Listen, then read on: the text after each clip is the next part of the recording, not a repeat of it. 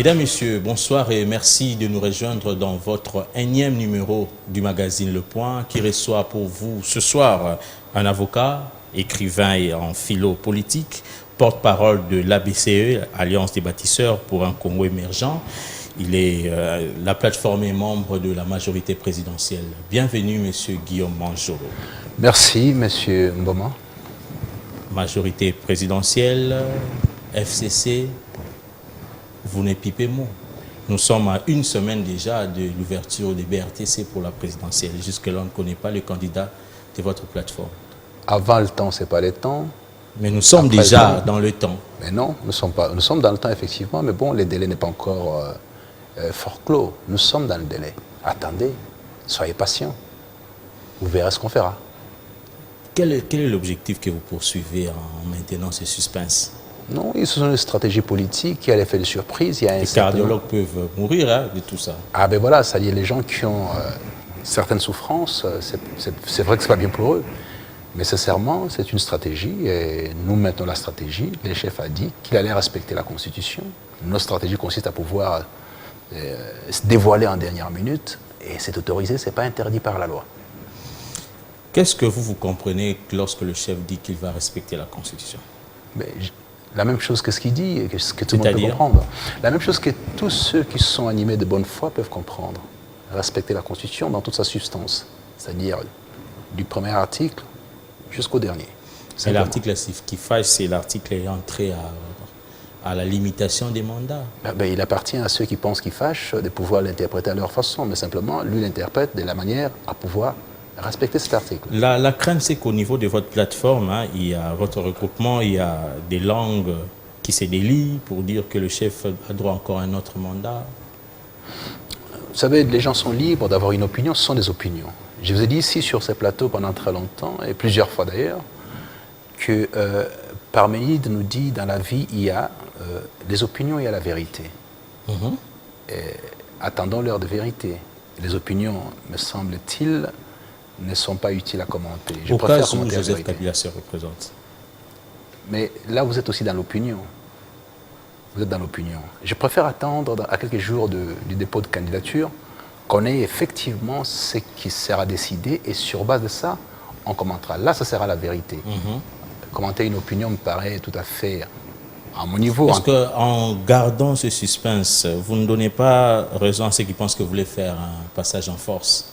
Oui, mais M. Mboma, vous multipliez les supputations, des projections. En faisant ceci, vous ne pensez pas ceci et tout ça. Ce sont les opinions et vous construisez autour... Des fois, ça se concrétise. Mais oui, mais attendez, c'est très bien. Vous pouvez penser à certaines choses et espérer que ces choses-là peuvent se réaliser, ce qui peut être le cas ou ne pas être le cas. Mais simplement, je me réfère à la vérité. Je reviens sur Parménide. Il y a les opinions, il y a la vérité. À quelques jours de dépôt de candidature de la méga plateforme FCC, soyez certains que vous aurez la vérité. Elle viendra très bientôt. Souffrez d'attendre juste un petit peu encore. Passage en force, on voit la nomination des officiers supérieurs de l'armée, on voit ceux qui sont sanctionnés par la communauté internationale ressurgir. Donc quand vous dites passage en force, c'est que vous l'opposez à passage en douceur. C'est quoi le passage en douceur? Ça n'existait pas. Un pays comme le nôtre, qui a vocation à pouvoir être souverain, à organiser ses forces intérieures, à organiser son arsenal militaire, s'organise comme il l'entend. Il n'y a pas un agenda caché? Le fait de pouvoir réorganiser l'armée, qui est toujours en confection depuis des années, il suppose avoir un agenda. Le retour du général Numbi. Et alors, quel est le problème?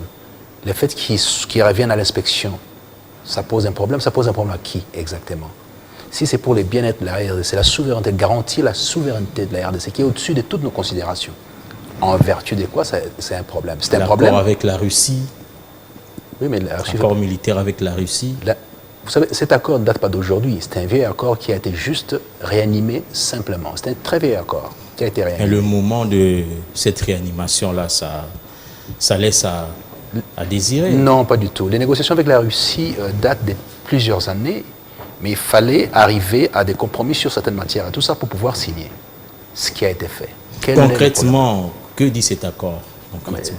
La coopération militaire, on l'a avec la Belgique depuis des années. On l'a eu avec la France, on l'a eu avec les Américains. En vertu de quoi, si c'était avec la Russie, ça poserait un problème. Les coopérants militaires belges sont ici depuis quasiment la nuit des temps. Ça ne nous a jamais posé problème. Pourquoi? Parce qu'eux sont habilités à l'être de manière tout à fait légitime et que les autres n'ont pas. Non, nous sommes souverains de pouvoir coopérer sur le plan militaire avec qui on veut. Si on estime que, bon, les partenaires en question garantissent nos intérêts, pourquoi pas? Si les partenaires précédents n'étaient pas en règle avec certaines choses et tout ça, en ce qui nous concerne avec nos intérêts, ben, c'est normal qu'on puisse regarder là où il y a nos intérêts. L'histoire d'État, ce sont les intérêts d'abord. On n'est pas dans une salle des classes où on doit voir les gentils et les méchants. Simplement, nous sommes dans une organisation mondiale qui suppose que ce que j'ai envie de faire pour la protection de mon espace vital nécessite que je puisse être en harmonie avec tel plutôt qu'avec tel autre. En quoi est-ce un problème? Est-ce que nous, on a déjà posé la question, pourquoi est-ce que, par exemple, les États-Unis d'Amérique ont décidé de collaborer avec la Corée du Nord? Pourtant, ils ne sont pas fréquentables, ils sont vus, les chefs d'État se sont vus, ont discuté. Est-ce que ça cache quelque chose? Pourquoi chaque fois que la RDC doit faire un pas pour pouvoir asseoir sa souveraineté, décider avec qui elle doit collaborer et coopérer? En vertu de quoi c'est un problème? Non, ce sont des choix politiques réels, des choix stratégiques qui permettent à pouvoir nous garantir, dans une certaine mesure, notre souveraineté, qu'elle ne souffre pas des intrusions venant des pays qui ont pour mission essentielle rechercher la désintégration de la RDC ou créer la fracture permanente, Vous maintenez le suspense et c'est en dernière minute à vous entendre parler que vous allez dévoiler l'oiseau rare. Mais est-ce que cet oiseau rare aura le temps de se faire connaître? Vous savez, on a encore 2-3 mois, 3 mois, 5 mois. C'est pas suffisant. C'est pas suffisant, ça dépend pour qui. Mais vous savez, si on fait une stratégie de cette nature-là, c'est que tout est déjà préparé en fonction du déploiement sur le terrain. Les troupes FCC, en général, ABCE, vous avez vu, nous sommes sur le terrain depuis 2 ans. C'est-à-dire que tous les cadres importants sont déjà sur le terrain depuis quasiment 2 ans. Ce qui fait que ceux qui vont devoir soutenir l'oiseau rare sont déjà disponibilisés en train de faire leur travail. C'est simple. Donc, contrairement à ceux qui sont encore dans les salons en train de pouvoir réfléchir sur leur aura des droits divins, nous sommes sur le terrain en communion avec la population, en expliquant ce qui n'a pas marché jusqu'à aujourd'hui, ce qui n'a pas pu marcher, et nos perspectives, nos projets, les rêves éventuels à pouvoir proposer. Proposer un candidat, c'est bien, mais il y a aussi une autre manche là, c'est que l'on accepte, la population l'accepte. Oui, mais si vous proposez quelqu'un qui n'est pas en bonne communion avec la population. C'est ça le travail qu'on est appelé à faire. C'est-à-dire que le fait de proposer un candidat ne suffit pas à lui tout seul. Nous sommes appelés à pouvoir réfléchir comment est-ce qu'on doit expliquer à la population la nécessité d'avoir ces candidats-là plutôt qu'un autre. Donc c'est un travail qui doit être fait. Mais nous sommes préparés en conséquence. Et quel sera le discours de ce candidat? C'est-à-dire que les discours... Vous, au niveau de la majorité présidentielle, vous n'avez plus de discours, non? Ah bon, parce que vous avez échoué. Ah bon? C'est ce que l'opinion pense. Non, c'est-à-dire vous faites parler l'opinion à votre niveau. Bon, effectivement. C'est ce qu'on écoute, hein? Non, vous revenez sur l'opinion, c'est vrai. Est-ce qu'il y a des souffrances dans la population congolaise? Si, il y en a. Terrible. C'est une approche. Y a-t-il des souffrances? Oui. Y a-t-il des frustrations légitimes? Tout à fait, il y en a. Exact. Bon. Est-ce qu'on a accompli certaines avancées sur un certain nombre de domaines? Oui, bien entendu. Prenons l'exemple de nos fonctionnaires. On en avait combien il y a une dizaine d'années? Ils tournaient autour de 150 000, plus ou moins. Nous sommes à 1 million. 1 million de fonctionnaires. Ils sont quasiment tous payés, en commençant par les profs d'université qui trônent aujourd'hui au-delà de 2 000 $. Salaire minable. Minable, bien entendu, mais avec un budget de 4 milliards, je ne sais pas comment vous faites, tant qu'on n'a pas encore résorbé ou on n'a pas encore atteint un niveau requis pour pouvoir dispatcher par la suite, on ne peut faire qu'avec ce qu'on a. Ce qu'on a est maigre et par conséquent, c'est la maigreur aussi des salaires. Donc il y a un impact direct par rapport à ça. Bien, ça c'est un élément. Nous avions une armée inexistante. Parce qu'après tout, M. Alain Mboma, un pays c'est d'abord les frontières, la sécurité, la garantie qu'effectivement On ne peut plus y entrer comme dans du beurre. À ne pas confondre avec les milices qui traînent ici ou là et tout ça, qui sont des simples criminels, qui font très mal, mais que nous sommes en train de pouvoir anéantir au fur et à mesure. Exact. Donc, nous sommes partis d'une armée inexistante, quasiment, il y a 15 ans. Souvenez-vous, toutes les hordes qui ont sémé la désolation dans ce pays avant Sand City, et finalement après Sand City, il y a eu des brassages et toutes les complexités, enfin la complexité de la situation, et c'est seulement maintenant qu'on peut évaluer. Entre 2006 et aujourd'hui, quelle est la situation réelle de la RDC? En 2006, il me semble d'ailleurs que j'étais sur ce plateau il y a quelques temps pour en parler. En 2006, nous n'existions pas sur la planète en tant que pays ayant une sécurité réelle et des forces militaires. En 2006. À l'heure actuelle, nous sommes la 10e force africaine, la 10e force africaine. Autour de nous, avec nos 9 frontières, seul l'Angola est devant nous. Vous imaginez quel bond on a fait? Et vous dites qu'il n'y a rien. Et nous sommes la 75e armée du monde. Donc sur les plus ou moins 180 pays membres des Nations Unies, la RDC est 75e. 10e en Afrique, 75e dans le monde. Nous avons dépassé le seuil de 150 000 hommes depuis un certain temps. Et je vous expliquais aussi, ici, notre capacité de pénétration dans la plupart des pays, entre 200 et 300 km.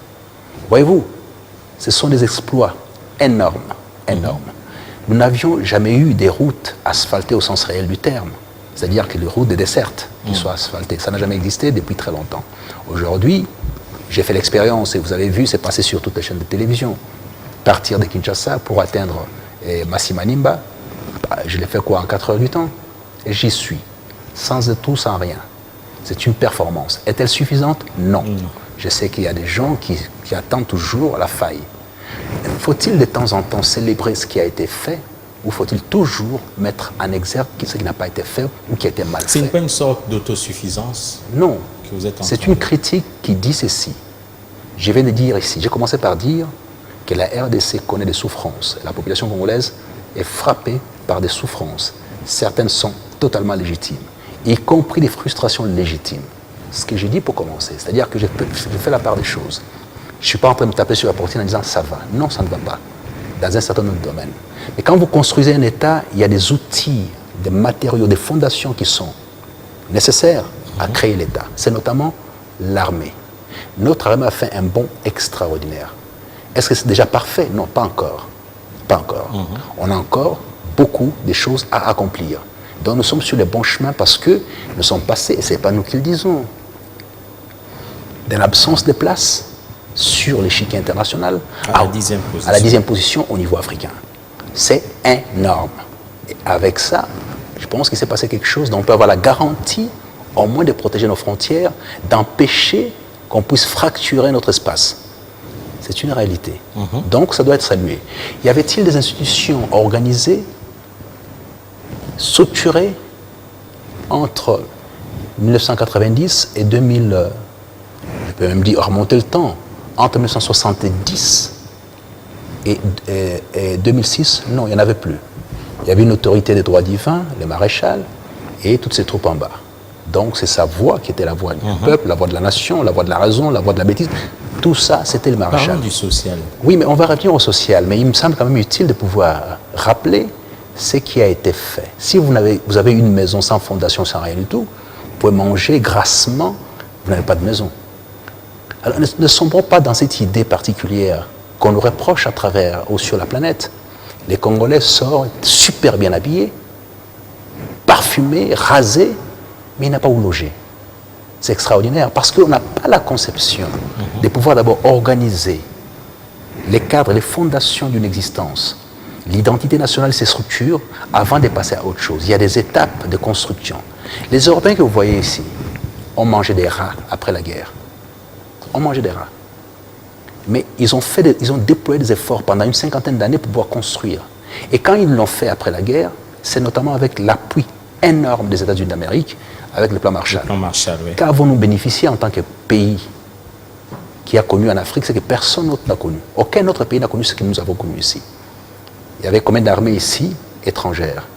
Il y avait les Rwanda, l'Ouganda, le Burundi, Il y avait les Zimbabwe, la Namibie, l'Angola et tout ça. Tout ça ici. Il y avait une autre guerre mondiale ici.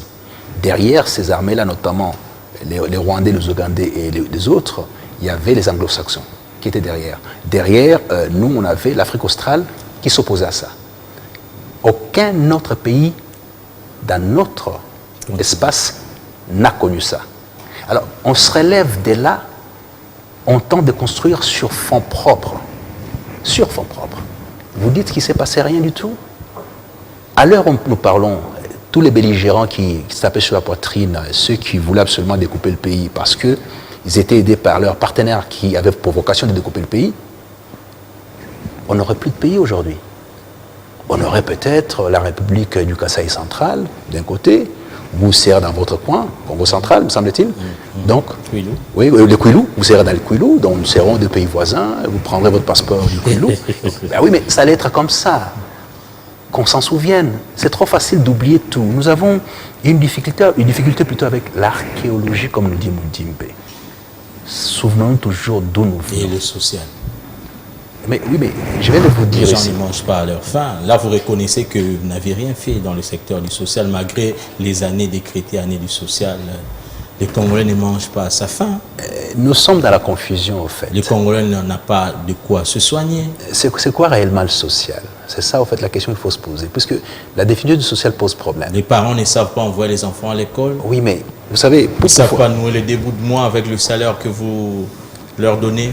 Monsieur Mboma, vous avez raison de pouvoir épingler tous ces points-là. Et comment vous résolvez le problème? C'est ça la question. De 300 millions à 4 milliards, vous vous tapez le point. Mais en 15 ans, c'est rien. Avec tout ce que le Congo a. Non. Le Congo a quoi exactement? Là aussi, c'est une fantaisie. On a quoi exactement? Nous sommes adossés, collés aux matières premières, dont nous n'avons pas, en ce qui nous concerne directement, le monopole de la décision sur son prix. Nous sommes encore dans la chasse et la cueillette. Vous ne pouvez pas construire un pays sur le fondement de la chasse et de la cueillette. Certains hommes politiques qui ont participé à la transition ont permis qu'on puisse laisser partir nos matières premières à vil prix. Dans la première mouture Du code minier, qui avait été confectionné par ceux qui aujourd'hui ont des prétentions de nous parler de l'économie. Il y avait des faveurs qui avaient été données à certaines entités comme Fungurome avec des largesses intenses où l'État n'avait rien à dire. On a dû corriger ça quelques temps plus tard. D'ailleurs, en souffrant parce que les partenaires en question avaient difficile à accepter qu'une convention passée pouvait être modifiée en cours. Donc, mais on a quand même eu gain de cause pour pouvoir, ne fût-ce un peu modifier. Aujourd'hui, nous avons l'option qui crée problème, qui nous crée tous ces problèmes, c'est de passer de 2% des taxes sur les matières premières à 10%. Exact. Ça pose un sérieux souci. On nous combat pour ça. Vous voulez avoir les sociales, je vous dis que vous devez d'abord construire les fondations, notamment sécuriser votre pays. Ça coûte énormément cher. Les budgets, je vais vous donner un exemple simple. Allez-y. Lorsque l'Amérique envoie ses troupes en Irak, par an, l'Amérique dépensait plus ou moins entre 300 et 350 milliards de dollars par an. Ce qui fait qu'ils sont quasiment à près de 1 milliard de dollars par jour. Vous comprenez? L'armée, ce n'est pas une blague. C'est-à-dire, vous pouvez manger matin, midi, soir, mais si on vous prend le pays, vous ne mangerez plus. Ou vous serez en servitude. Alors, il faut faire des choix. Les choix, d'abord, c'est de construire un pays, de lui doter de la sécurité aboutie, et par la suite, maintenant, commencer à considérer les autres aspects. Mais en même temps, les sociales dont on parle, c'est quoi? C'est faire en sorte, dans un premier temps, de mettre en place des règles pour permettre aux investisseurs de venir. L'État n'a pas pour vocation de donner de l'emploi. On doit comprendre ça. C'est-à-dire que le monde actuel auquel on appartient dispose que l'État doit mettre en place des cadres, assainir pour permettre à ce que les investisseurs viennent investir et créer de la richesse, notamment la transformation. Ici, sur ce plateau même, puisque j'ai eu quand même quelques passages, je vous ai expliqué que pour qu'un pays avance, et vous n'entendrez pas ces discours-là en face, il est obligatoire pour ces pays-là de considérer qu'il faut investir dans la recherche fondamentale et appliquée. C'est 1 milliard. Et alors, en ce moment-là, vous aurez la possibilité de transformer vos matières premières pour leur donner une valeur ajoutée de sorte à ce que tout le monde puisse avoir un travail, ou le maximum puisse avoir un travail. On ne l'a jamais fait. C'est une des solutions. En plus, nous devenons indépendants en ce moment-là. Mais il faut un investissement dans ce secteur. Un laboratoire vous coûte entre 500 millions et 1 milliard avec une dotation au minimum mensuel de 10-50 millions de dollars. Donc on ne les a pas pour l'instant. Et puis il y a aussi l'axe principal des recettes, c'est la TVA. Notre TVA n'est pas encore aboutie. Elle est encore précaire.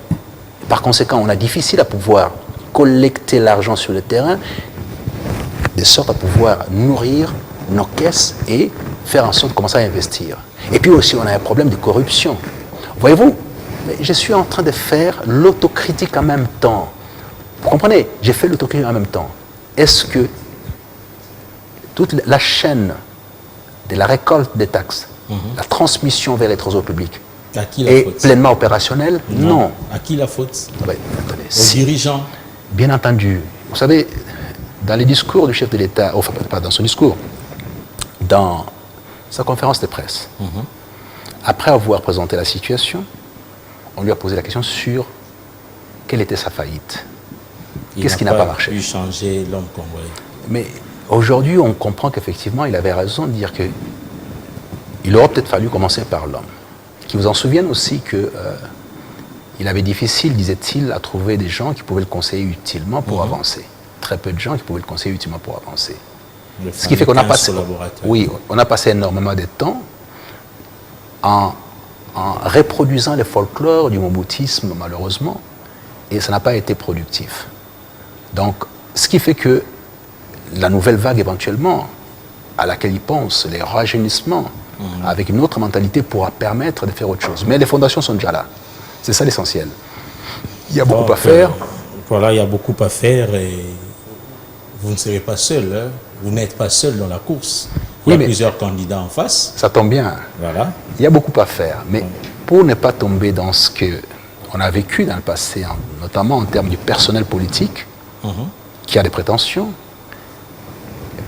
les constituants ont organisé un dispositif que j'appelle les dispositifs d'assainissement et de la purge. C'est-à-dire?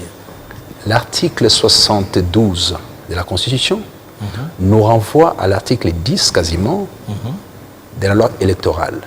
Ne peuvent accéder à une fonction, à un poste, à un mandat, que ceux qui sont d'une pureté absolue.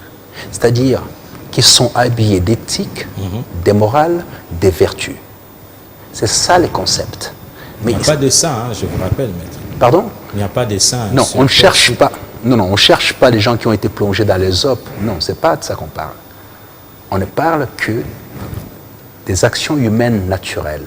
Ce qui fait que vous soyez une élite et qu'on ne vous reproche de rien, ni des prédations, ni de la mauvaise gestion, ni des prises d'armes contre votre propre population, ni des revendications toujours militaires armées, ni des prévarications ou de cette nature-là et tout ça. Donc toutes ces choses-là, toute cette batterie des choses insanes à la santé, à la grande santé, comme dit Nietzsche, d'une population, sont à bannir. Donc, il y a l'assainissement nécessaire.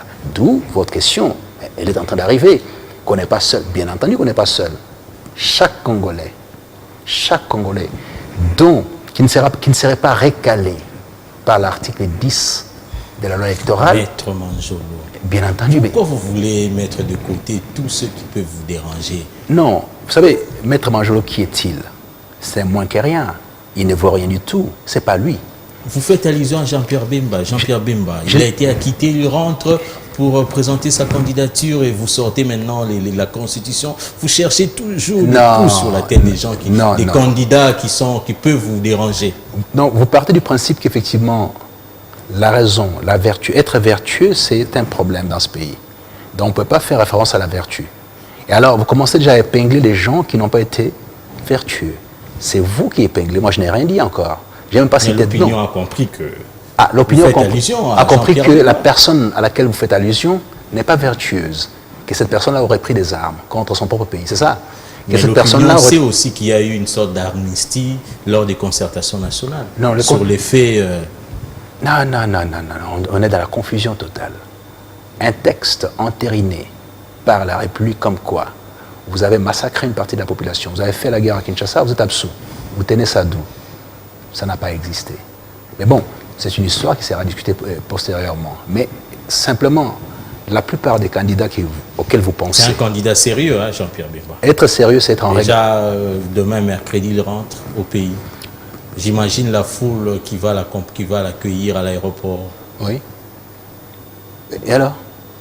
Ça ne veut rien dire. Vous savez, en 2006, il avait marché de l'aéroport à Kinshasa avec quasiment 1 million de personnes.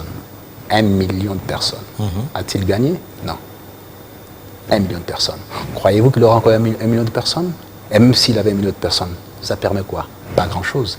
À l'époque, il était dans les conditions, après l'armistice, si on peut en parler comme ça, des Sun City. Il était dans les conditions. Il n'a pas gagné.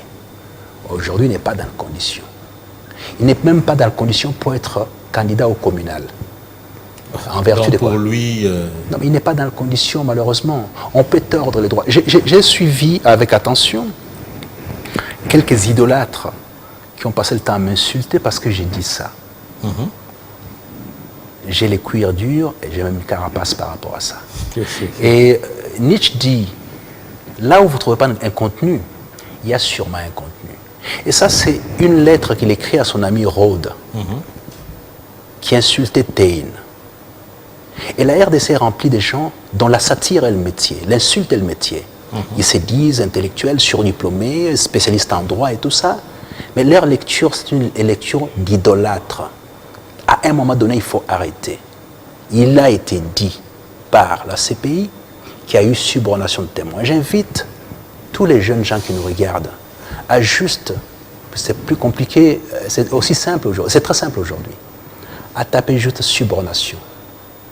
C'est un délit intentionnel relevant de la corruption.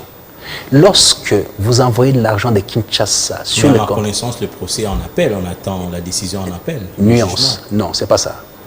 Lorsqu'on envoie, et je vais répondre à votre question, lorsqu'on envoie l'argent de Kinshasa sur les comptes des témoins inscrits en tant que témoins à Stockholm, et que les collaborateurs qui ont envoyé cet argent ont été arrêtés et condamnés, et qu'on dit qu'il y a eu subornation de témoins parce qu'on empêche la bonne administration de la justice avec des mécanismes de corruption. Parce que le fait d'envoyer l'argent d'un compte vers un autre pour solliciter un service permettant d'empêcher les bons fonctionnements de la justice, ça s'appelle la corruption.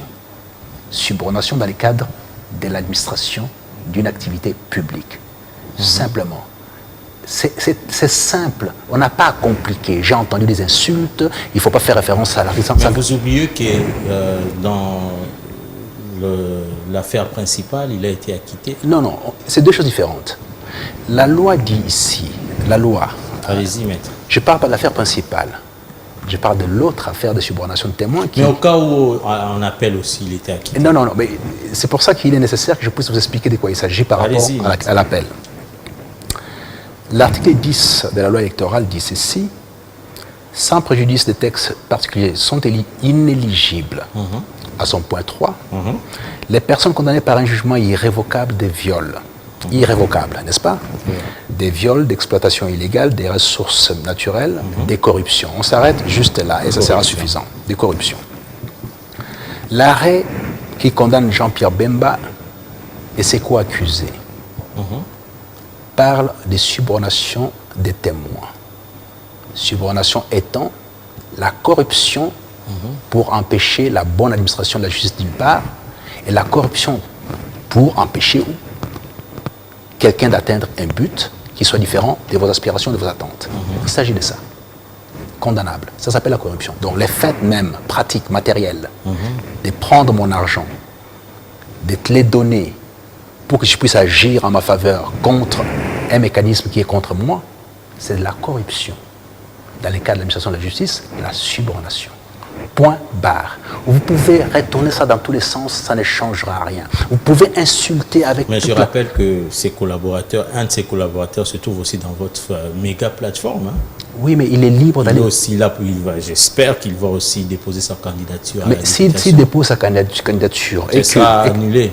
Non, non, s'il dépose sa candidature et qu'il est tenu dans cet arrêt-là, sa place, on en parle, on parle de lui, il ne pourra pas. J'ai pas du mal à pouvoir le dire, c'est quand même quelqu'un que je connais, Maître Kilolo pour ne pas le citer, puisque vous pensez à lui, mais il est concerné au même titre que Jean-Pierre Bemba. Il n'y a pas de souci par rapport à ça. Ce qui fait que la loi est applicable à tous, ce n'est pas parce qu'il est de notre côté, qu'il serait absous au motif. Non, ce n'est pas ça du tout. Voyez-vous, mais encore faut-il lire l'arrêt en ce qui les concerne. Qu'est-ce qui a été retenu contre lui? Parce que dans la transmission, les transferts d'argent, on a cité un certain monsieur Babala.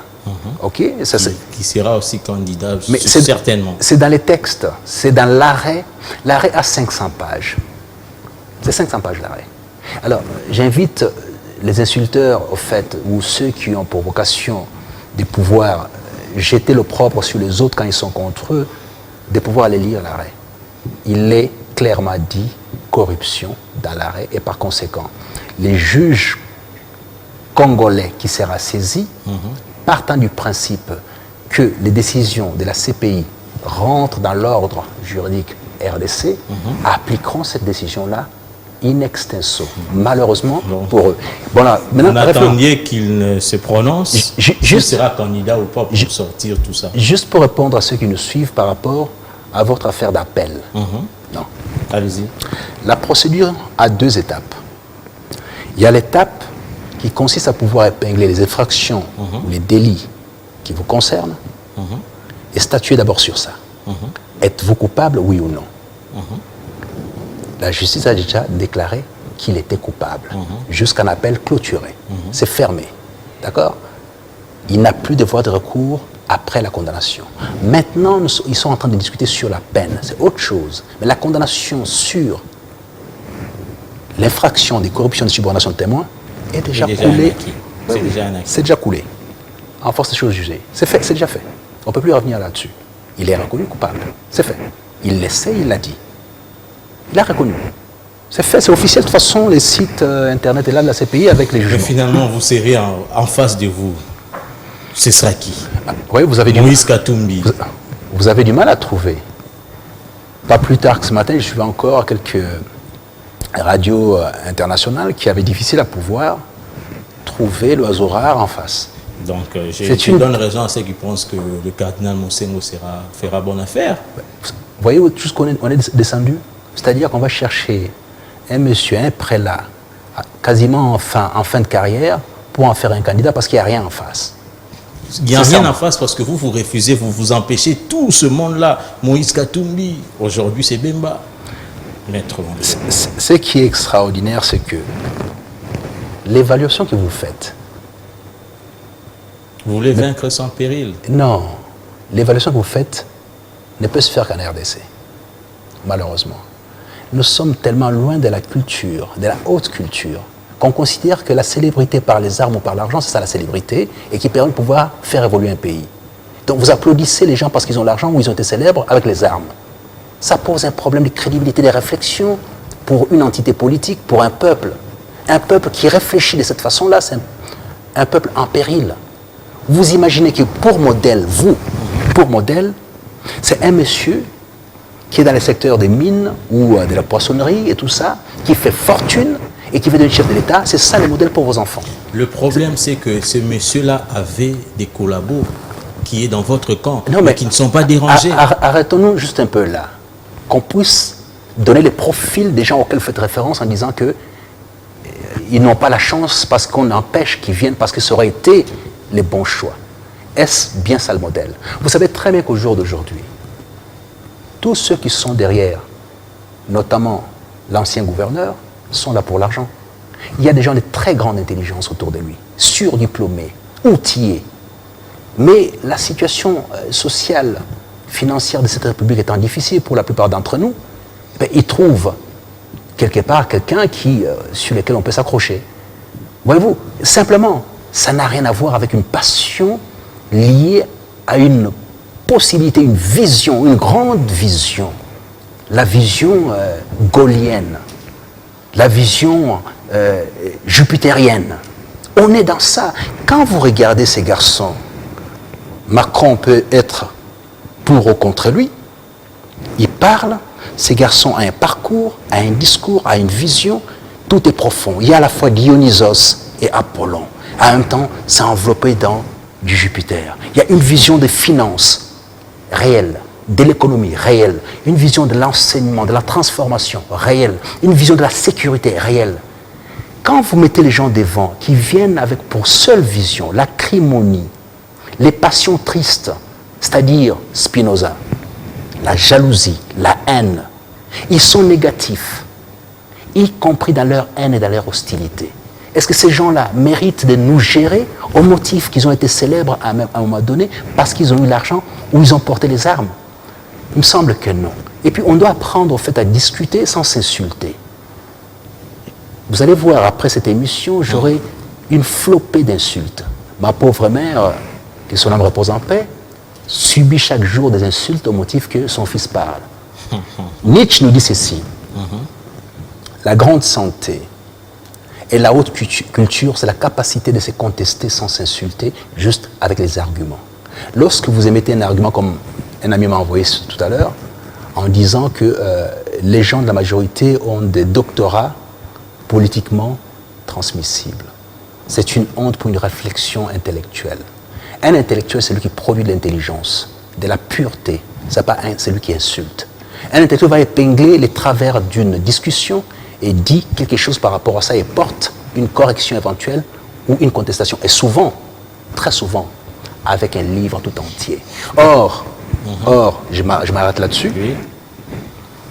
Nous qui écrivons, et là je suis dans un travail avec M. Kamana, respectable, les philosophes, professeur Kamana, qui est un des disciples éminents de Moudimbe.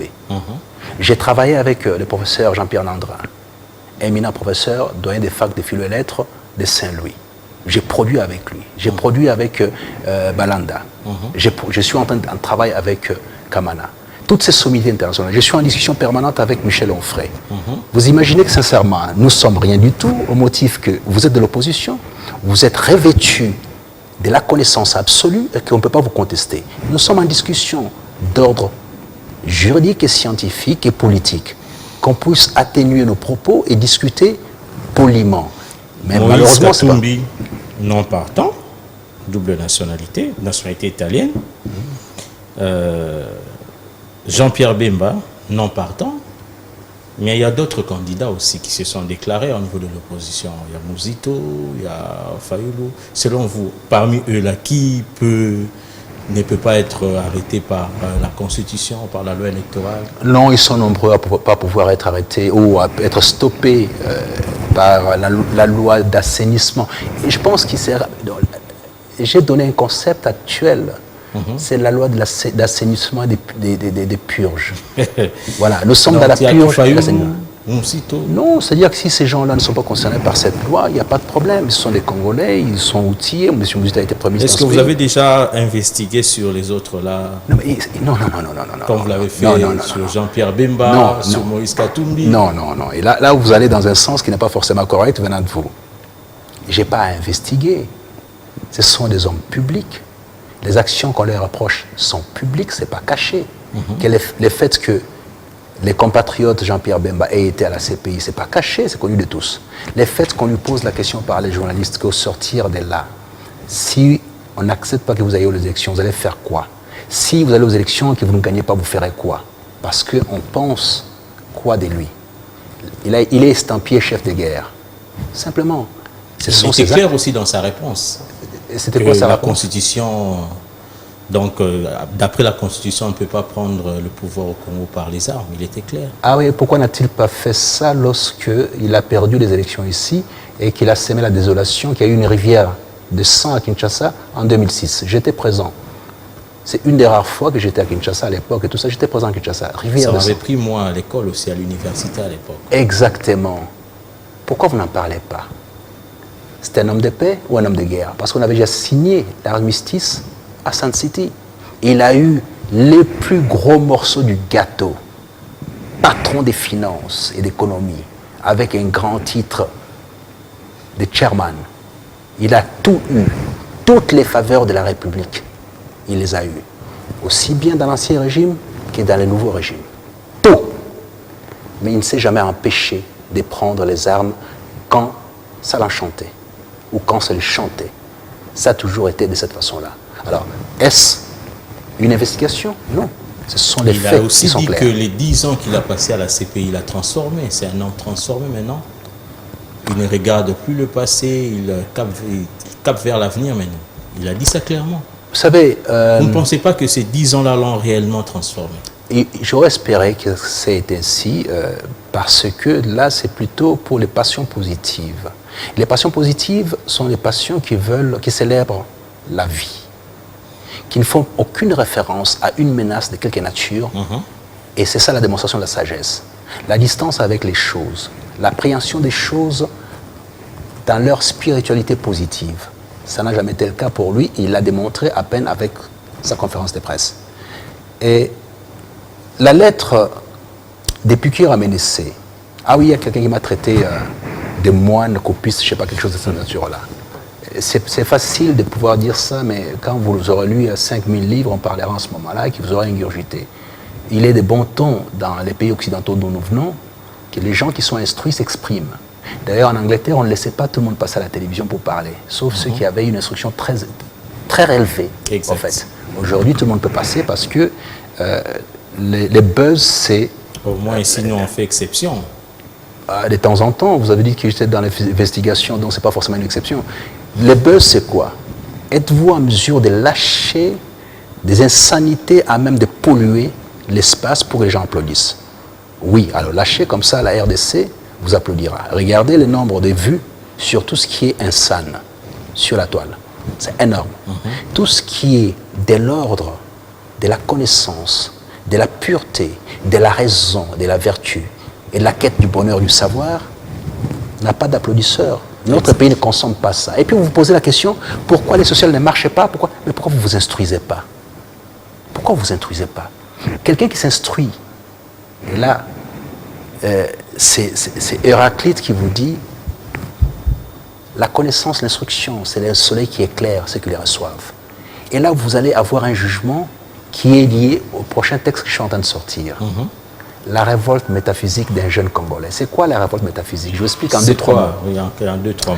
C'est le fait pour quelqu'un de décider de manière raisonnable. Pas parce que j'aime Bemba, ou j'aime Kabila, ou j'aime Katumbi.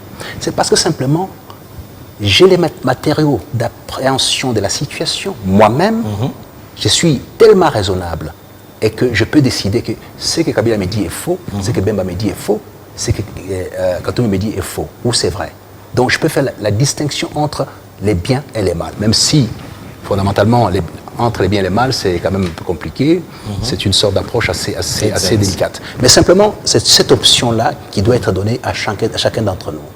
On ne peut pas se permettre d'assigner comme seule possibilité l'insulte, la satire dans une société. C'est une société mourante. Et la RDC et Kinshasa en particulier est vraiment dans une disposition malheureuse avec des insultes à tout va. Ce n'est pas acceptable. Discutons poliment et relevons le débat. C'est pour ça que la plupart des débats, je n'ai même pas envie de participer. Vraiment. Et quand les gens je ne réponds jamais aux insultes.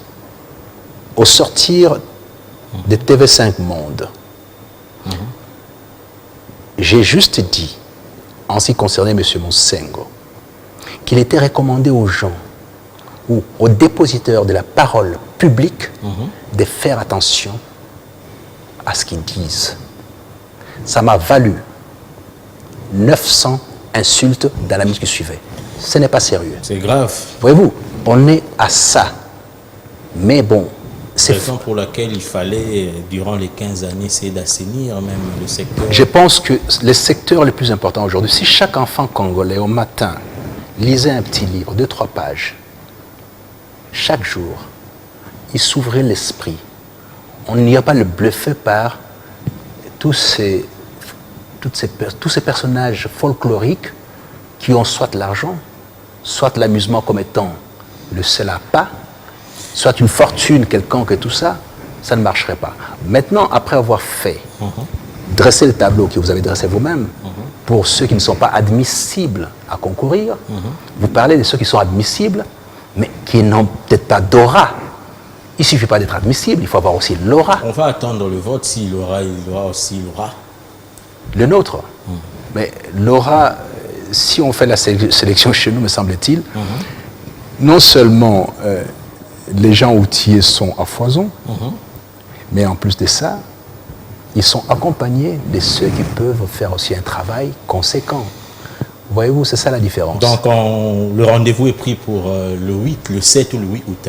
Oui, attendez d'ici là, on verra ce qui se passera. On aura effectivement cette option particulière qui est celle du FCC, les remparts contre l'émiettement, les remparts contre cette volonté de puissance macabre extérieure. Donc, et ceux qui l'accompagnent. Il y a les bons, de l'autre il y a les mauvais. Non, je n'ai pas dit qu'il y a l'axe du bien et l'axe du mal. Ça ne fait pas partie de mon vocabulaire. Ça, je laisse ça à ceux qui ont décidé de pouvoir trancher de cette façon-là. Je dis simplement que dans notre pays, par expérience, de manière empirique, il s'avère que chaque fois que les Congolais se sont mis ensemble, ils ont gagné. Chaque fois qu'ils se sont divisés, ça n'a pas marché. Exact. C'est le cas en 1960 à la table ronde, en l'absence de Lumumba. Finalement, il est venu, on a gagné. Même si l'aspect économique n'a pas été pris en compte. Exact. Et il n'y a pas plus tard qu'en 2002, 2003 et tout ça, c'est Sun City qui a permis que les Congolais s'entendent. Concertation nationale, les deux dialogues. Voilà. Donc chaque fois, ça donne des fruits, pas forcément parfaits, mais qui sont comestibles. Qui permettent à ce que le pays avance. De la même façon que FCC, c'est vraiment la plateforme nationale qui lutte pour la souveraineté. Alors, si quelqu'un estime que la souveraineté n'est plus nécessaire, on doit brader le pays, sa place n'est pas au FCC. Il n'y a pas question de dire que c'est l'axe du bien ou l'axe du mal. C'est simplement les gens qui ont eu comme étiquette, ils s'estampillent eux-mêmes protecteurs de la République et qui n'acceptent pas l'indignité, ils n'acceptent pas la soumission. Ils n'iront pas dans les ambassades solliciter des appuis. Ils régleront les problèmes entre Congolais. Il y a coude à coude, côte à côte, l'opposition, la majorité, la société civile. Sont-ils moins congolais que tous ceux qui peuvent, d'une manière ou d'une autre, vociférer plus fort, crier plus fort, mais quand ils crient, ils sont accompagnés, ils ont dans leur dos quelques étrangers? Non. Je veux dire, la légitimité consiste à pouvoir dire, je crie, mais je suis au pays. Je ne suis pas d'accord avec les FCC, mais je suis au pays. Mais vous n'êtes pas d'accord avec les FCC, vous êtes, dans votre dos se cache une tête blonde. Ça pose un problème de crédibilité de votre action, parce que les mains coupées, c'est l'œuvre des têtes blondes. La colonisation, c'est l'œuvre des têtes blondes. Et tous les restes, les pillages systématiques, les découpages de la RDC, la méconnaissance de notre indépendance, l'assassinat de notre démocratie à travers notre leader naturel, Lumumba, c'est l'œuvre des têtes blondes. Alors quand vous venez avec une tête blonde dans votre dos, espérant qu'effectivement, vous êtes du côté de la RDC, on vous dit non. Choisissez notre camp. Aujourd'hui, ceux qui ont insulté Kabila, violemment d'ailleurs, sont plus que kabylistes aujourd'hui. Ils ont compris que le meilleur camp, c'était celui-là. C'est vrai qu'on leur collera sur le dos parce qu'il y a la mangeoire, tout le reste et tout ça. Après tout, ils sont congolais, ils y ont droit. Pourquoi pas? Maître Guillaume Manjolo, porte-parole de l'Alliance des bâtisseurs pour un Congo émergent, merci d'avoir répondu à notre invitation. Merci à vous d'avoir donné cette opportunité une fois de plus pour que je puisse relever le fait que le temps des idoles est fini. La purge et l'assainissement fera office bientôt. Le temps des idoles est fini. Cette émission est également finie. Merci à vous, chers téléspectateurs de BOM Télévision, d'avoir suivi cette émission. Nous nous retrouvons la semaine prochaine, bien sûr, avec le même plaisir. Au revoir.